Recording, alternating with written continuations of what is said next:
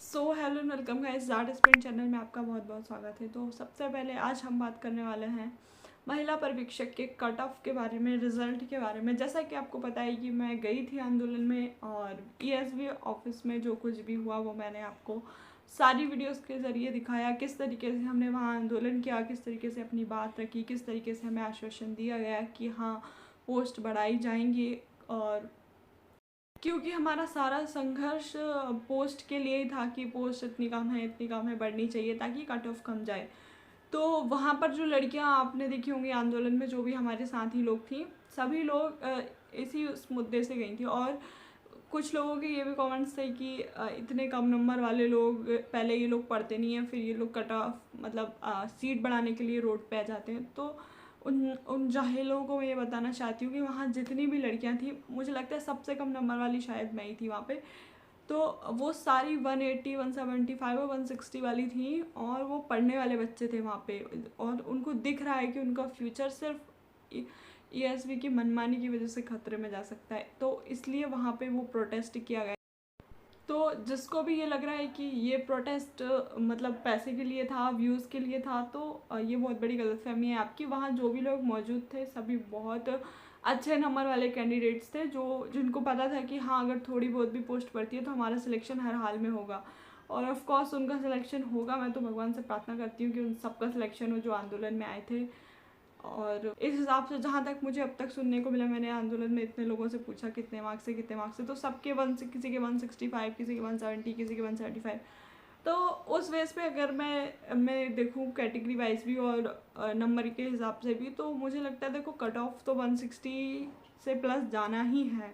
तो अगर ओबीसी वालों की बात की जाए तो मैं बता देती हूँ, जो भी ओबीसी से हैं, जो भी उनको 170 तो लेके चलना ही पड़ेगा। क्योंकि मैंने बहुत सारी लड़कियां देखी हैं ओबीसी से जिनके नंबर अच्छे हैं। तो क्या होता है, जिनके नंबर अच्छे हैं तो उनका सिलेक्शन पहले होगा। अब और सेकंड चीज़, जैसे कि आपको पता है कि परसेंटाइल बेस पे रिजल्ट आना है। परसेंटाइल बेस क्या होता है कि वो आपके शिफ्ट में जिसके नंबर हाईएस्ट होंगे उसका जो परसेंटाइल होगा उसके हिसाब से रिजल्ट बनेगा। मतलब तो सबसे बड़ी बात, तो जो लोग आंदोलन पे सवाल उठा रहे थे उनको मैं बता दूं कि परसेंटाइल की जो प्रक्रिया है जिसके थ्रू ये महिला सुपरवाइजर का रिजल्ट आना है, सबसे बड़ा मुद्दा तो हमारा यही था कि हमें उसमें हमारे नंबर बताए जाएं। अब कुछ मूर्खों को ये बात अभी समझ नहीं आएगी, तो जिसको समझ आएगी उसको पता होगा पहले क्या सिस्टम चल रहा था कि तो वो परसेंटाइल बेस पे जो रिजल्ट बनता है उसमें क्या होता है ना कि जो टॉपर के जो नंबर होते हैं उसको 100 परसेंटाइल मान लिया जाता है। फिर उसी हिसाब से बच्चों का कट ऑफ निकाला जाता है और सिलेक्शन किया जाता है। अब ये लोग क्या करने वाले थे ना इस बार परसेंटाइल उस पर कि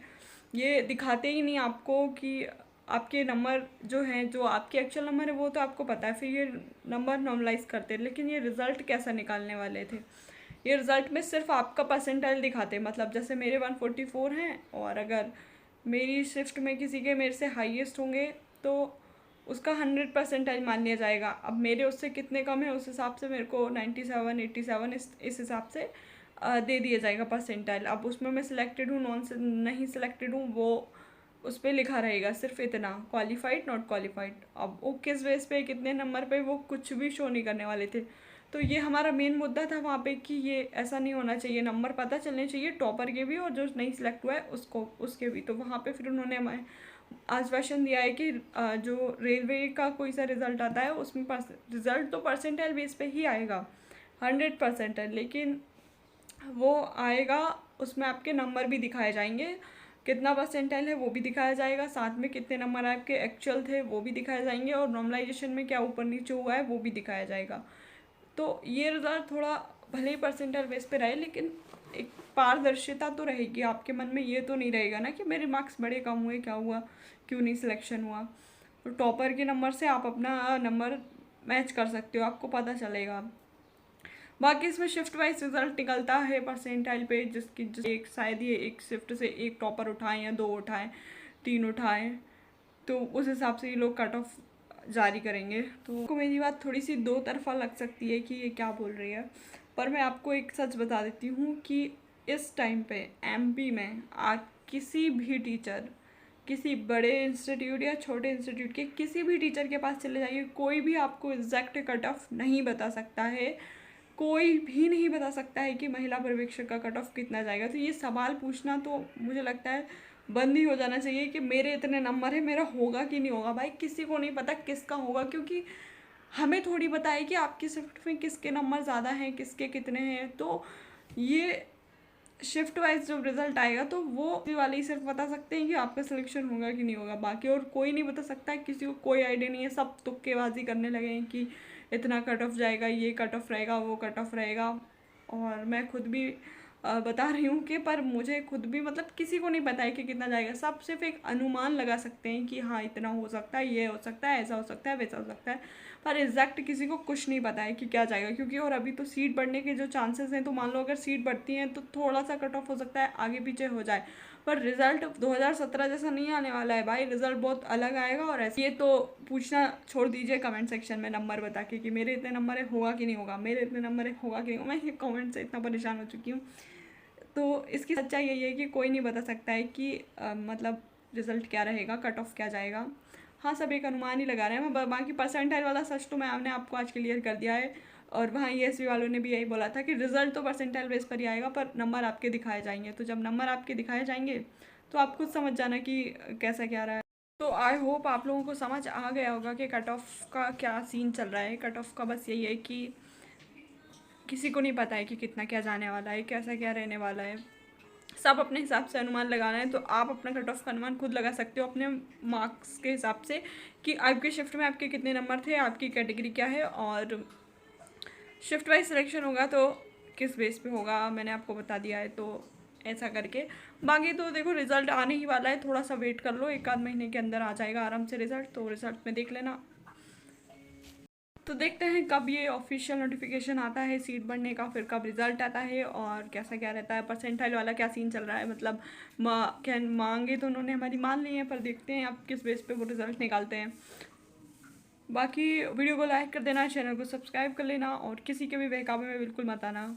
जो आलतू फालतू लोग बनाते हैं ना कि इतना कट ऑफ जाएगा, उतना कट ऑफ जाएगा। कट ऑफ का किसी को नहीं पता है कितना जाएगा, जिसको क्योंकि कट ऑफ है ESV के हाथ में, और ESV कौन से नशे करती है पता ही होगा आप लोगों को। तो बस यही था कट ऑफ का सीन। परसेंटाइल पे रिज़ल्ट आएगा, बार बार रिज़ल्ट का पूछते हैं कब आएगा, वो मैंने बता ही दिया है कि अभी मई चल रहा है, जून के लास्ट तक आराम से आपको रिज़ल्ट देखने मिल जाएगा। तो इस चीज़ से भी बेफिक्र रहें। और क्या क्वेश्चन आ रहे थे मेरे पास, बस यही क्वेश्चन ज़्यादा आ रहे थे कि रिज़ल्ट कब आएगा, मेरे इतने नंबर हैं, ये होगा कि नहीं होगा, और पोस्ट बढ़ेंगी कि नहीं बढ़ेंगी। पोस्ट बढ़ गई तो कट ऑफ कम हो जाएगा क्या? हाँ, अगर पोस्ट बढ़ती है तो कट ऑफ 100% कम होगा, है ना। पर कितना कम होगा ये भी किसी को नहीं पता है कितना क्या होगा। हाँ, क्योंकि बहुत बच्चों के 170 180 की लाइन में नंबर हैं, अच्छे नंबर हैं, तो उनके ज़्यादा चांस है सिलेक्शन के। और अगर परसेंटाइल वाला है तो फिर शिफ्ट वाइज होगा, तो कम नंबर वालों का भी हो जाएगा। तो सब अनिश्चित है, किसी को कुछ नहीं पता है कि। तो बेफिक्र रहिए, अपने अगले एग्ज़ाम की तैयारी पे ध्यान दीजिए, रिज़ल्ट पर ध्यान मत दीजिए। रिज़ल्ट जब आएगा जब देख लीजिएगा, क्योंकि कुछ पता नहीं है ESV का कैसा क्या बना दे।